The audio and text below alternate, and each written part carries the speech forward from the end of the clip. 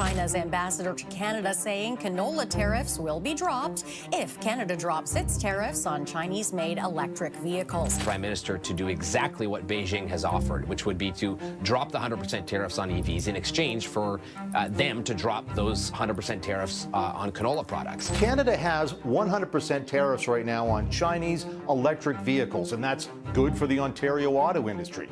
But China responded with tariffs on Canadian canola. It began without warning. No breaking news, no flashing headlines. Just a quiet shift, one that could redefine the balance of global power.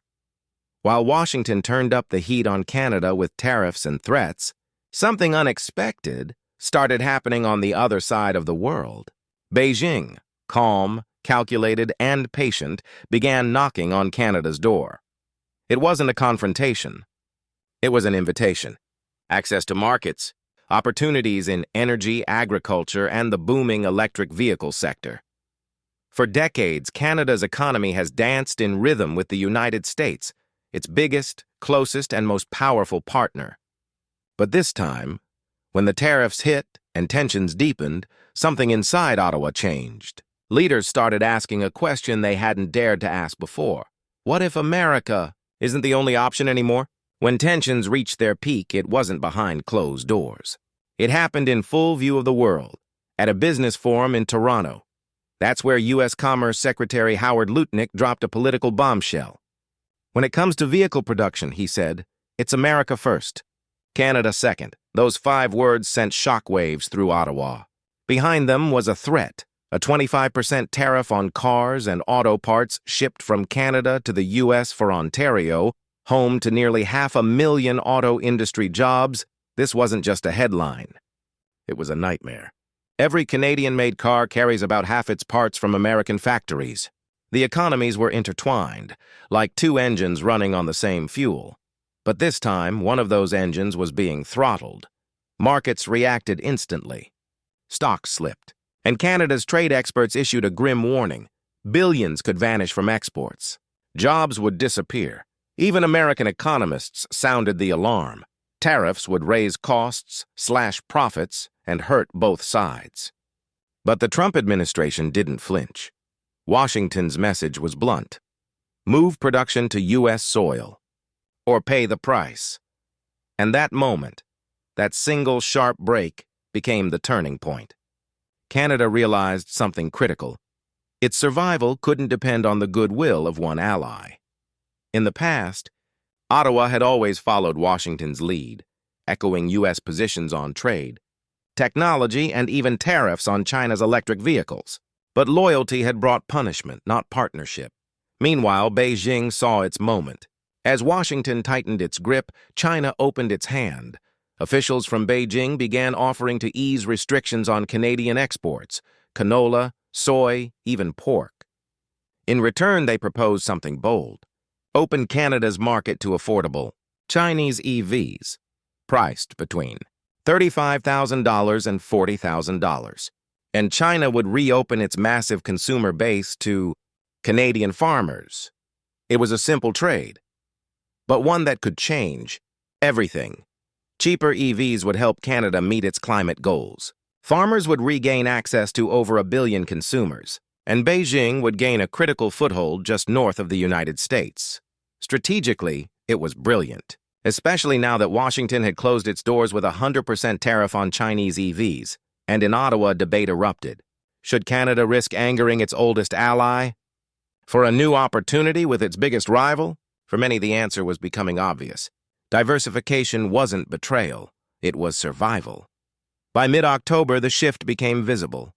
Prime Minister Mark Carney's government unveiled new funding to support manufacturing and clean energy. AI shield against U.S. tariffs. Ontario's Premier Doug Ford launched programs to protect auto workers and stabilize local industries. Canada even lifted a few retaliatory tariffs, not as surrender, but as a signal of balance. Still, a 25% duty remained on U.S.-made vehicles entering Canada. Ottawa's message was clear. We'll cooperate, but we won't be cornered. They called the new policy sectoral resilience, smaller, targeted trade deals with multiple partners instead of one giant, fragile alliance. And this time, the idea clicked. Instead of betting everything on one friendship, Canada was building a web of partnerships, flexible, secure, and forward-looking. Chinese investors moved quickly, targeting Canada's rich reserves of lithium, nickel, and cobalt, the building blocks of EV batteries. Canadian firms welcomed the funding, hungry for new markets and less political volatility. It wasn't rebellion. It was realism. A quiet revolution built not on ideology, but practicality. And ironically, while Canada adapted, America began to feel the strain. Data from the U.S. Department of Commerce told a troubling story. Steel and aluminum prices up 20% since early 2025. Car prices soaring. Factories in Michigan and Ohio slowing production. According to economists from the Federal Reserve Bank of Chicago, every 10% increase in tariffs was cutting U.S. manufacturing output by 2%. The strategy meant to make America stronger was, in reality, weakening its closest partners and itself. Instead of tightening alliances, the U.S. was pushing them away, and the world was watching. Today, Canada's exports to Asia are climbing fast.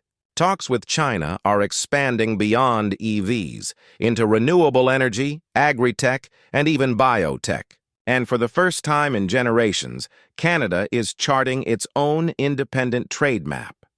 Inside Ottawa, there's a growing understanding. Dependence on one partner, no matter how powerful, can become a weakness overnight. Washington once measured influence through dominance.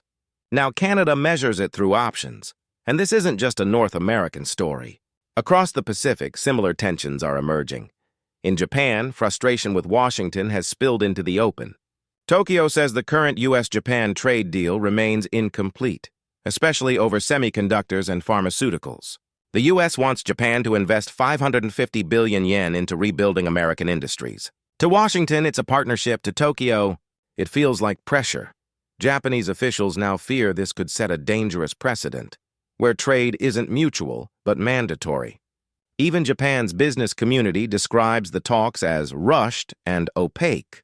For one of America's closest allies, that's a striking rebuke, and in South Korea, the backlash is even stronger. President Lee Jung has drawn a firm line: no trade deal that undermines national interests will pass. Washington's response? A warning: comply or face 25% tariffs again. The Korean media called it what it was, an ultimatum. And when U.S. authorities raided a Hyundai construction site in Georgia, detaining Korean engineers, the damage was done. The outrage in Seoul was immediate. The trust shaken. For many South Koreans, it was a wake-up call, a reminder that even close allies can become unpredictable partners. As global alliances shift, one thing is becoming clear: trade wars don't just change markets, they change relationships. Trump's tariff campaign was designed to rebuild American dominance. Instead, it's giving rise to a new global reality, one where former allies are learning to stand on their own. Canada, Japan, South Korea, all once firmly in Washington's orbit, are now exploring new gravitational pulls. And the power balance that defined the post-war world is starting to tilt eastward. Because in this new era, power isn't measured by control, but by choice. And choice is exactly what countries like Canada are now reclaiming. Closing. Voice lowers, steady, dramatic pause. The headlines may focus on tariffs, factories, and trade numbers. But beneath it all lies a deeper transformation. A quiet redrawing of the world's alliances. As Washington pushes harder and Beijing waits patiently, one question remains: when the dust settles, which way will the world lean? This is Global World News, bringing you the stories shaping tomorrow's world today.